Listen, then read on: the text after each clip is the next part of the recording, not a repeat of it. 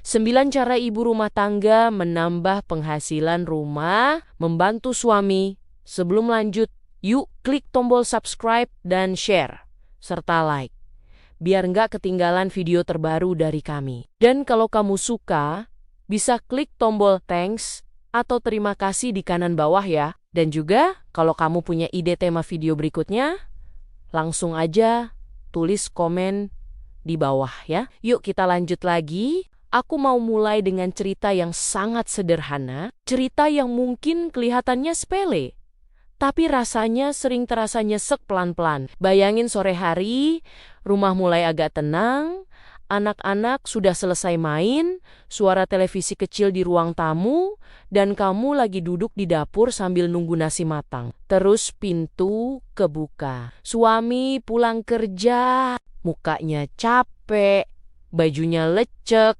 tasnya ditaruh pelan, dan dia bilang satu kalimat yang hampir selalu sama. Capek, tapi nggak apa-apa. Di situ hati kita sering kebelah dua. Satu sisi bersyukur, satu sisi pikiran kecil yang bilang, andai aku bisa bantu sedikit aja, bukan buat gaya-gaya, bukan buat pamer, tapi buat bikin hidup agak lebih ringan. Masalahnya, banyak ibu rumah tangga berhenti di pikiran itu. Karena setelahnya muncul kalimat yang lebih keras. Aku nggak punya waktu. Aku nggak punya modal. Aku nggak punya keahlian.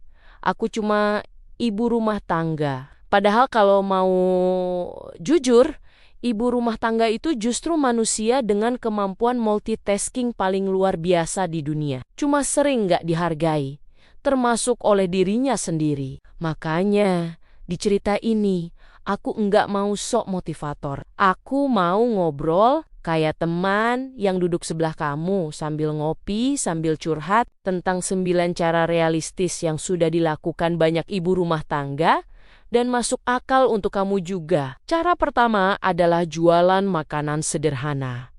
Ini klasik, tapi klasik bukan berarti basi. Justru karena selalu dibutuhkan, banyak ibu rumah tangga mikir, aku nggak bisa masak aneh-aneh. Padahal yang dicari orang itu seringkali bukan yang ribet, tapi yang rasanya rumahan, sambal buatan sendiri, lauk siap goreng, kue basah pagi hari, atau camilan sore. Ada ibu rumah tangga yang awalnya cuma bikin tempe goreng buat keluarga. Karena kebiasaan masak agak banyak, akhirnya ditawarin ke tetangga. Satu orang beli, besoknya 2, seminggu kemudian, tiap pagi dapurnya ramai pesanan. Modalnya bukan uang besar, tapi keberanian nawarin. Cara kedua adalah jualan online dari rumah. Banyak yang takut duluan karena mikir harus stok barang. Padahal sekarang sistemnya sudah jauh lebih simpel. Ada yang cukup jadi perantara. Ada yang fokus promosi. Contoh paling gampang, jualan produk yang sudah banyak dicari, tugasnya cuma satu.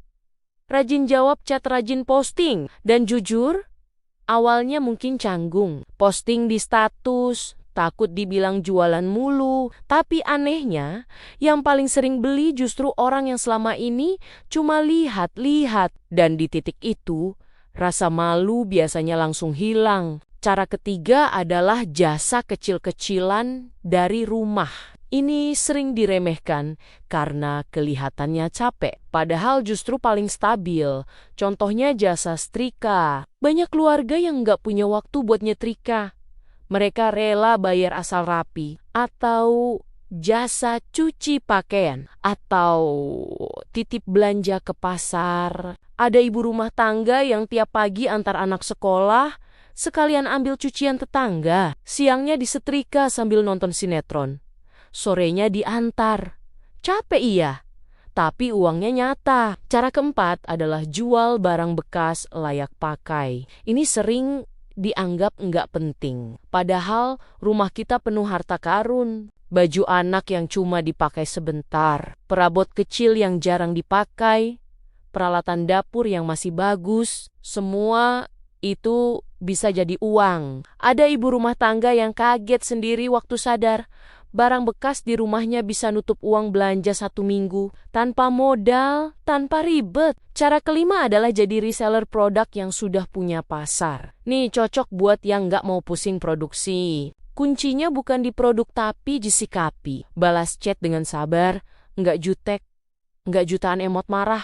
Banyak pembeli setia itu lahir bukan karena harga paling murah, tapi karena merasa nyaman. Cara keenam adalah memanfaatkan keahlian kecil yang sering dianggap remeh. Ini bagian yang paling sering bikin orang berhenti sebelum mulai. Bisa masak enak, bisa bikin kado rapi, bisa ngerangkai hampers, bisa ngetik, bisa ngatur barang. Hal yang menurut kita biasa, seringkali langka buat orang lain. Masalahnya cuma satu, kita terlalu sering ngeremehin diri sendiri. Cara ketujuh adalah ikut program afiliasi. Ini cocok buat ibu rumah tangga yang sering pegang ponsel. Bukan buat gosip tapi buat produktif. Rekomendasiin barang yang memang kamu pakai. Barang dapur, barang anak, barang rumah, orang percaya karena kamu nyata. Dan pelan-pelan, hasilnya bisa jadi tambahan rutin. Cara ke-8 adalah buka usaha dari hobi. Ini yang paling menyenangkan. Suka tanaman, suka baking, suka kerajinan, suka dekor. Awalnya mungkin cuma iseng, tapi banyak usaha besar lahir dari iseng yang ditekuni. Kuncinya bukan langsung besar, tapi konsisten. Cara ke-9 adalah membantu usaha orang lain dari rumah. Ini sering luput dari pikiran. Bantu saudara packing, bantu teman catat pesanan, bantu admin chat. Kadang rejeki datang bukan dari usaha sendiri, tapi dari tangan yang mau membantu. Dari semua cara itu, ada satu hal yang lebih penting dari segalanya. Mindset, atau secara sederhana kita bisa sebut sebagai cara berpikir. Jangan nunggu sempurna, jangan nunggu pintar, dan jangan nunggu berani. Karena percaya atau tidak, rasa percaya diri itu datang setelah melangkah, bukan sebelum melangkah. Apalagi baru rencana untuk melangkah. Menambah penghasilan sebagai ibu rumah tangga bukan soal besar kecil uangnya, tapi soal rasa ikut berjuang, rasa ikut meringankan. Dan saat kamu bisa bilang ke suami, ini hasil usahaku. Percaya deh, capeknya beda, bahagianya juga beda. Kalau hari ini kamu masih ragu, itu wajar. Yang gak wajar itu berhenti percaya sama diri sendiri, karena seringkali rezeki itu datang ke orang yang mau mulai, meskipun pelan. Terima kasih sudah menonton. Demikian cerita kita kali ini. Sampai ketemu di cerita berikutnya. Salam semangat.